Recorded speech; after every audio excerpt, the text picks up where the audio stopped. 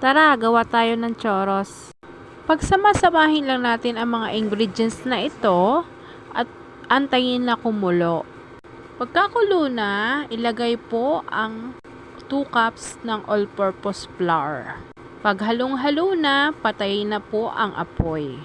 Continuous lang po ang paghalo-halo hanggang sa maging smooth.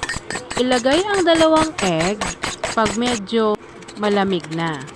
Huwag natin ihalo pag sobrang mainit pa. Ihanda na natin ang ating piping bag para po madali ang ating paggawa ng choros. Mas maganda po kasi may design po ang ating ginagawang choros. Tapos po, nailagay na sa piping bag, prituhin na po natin.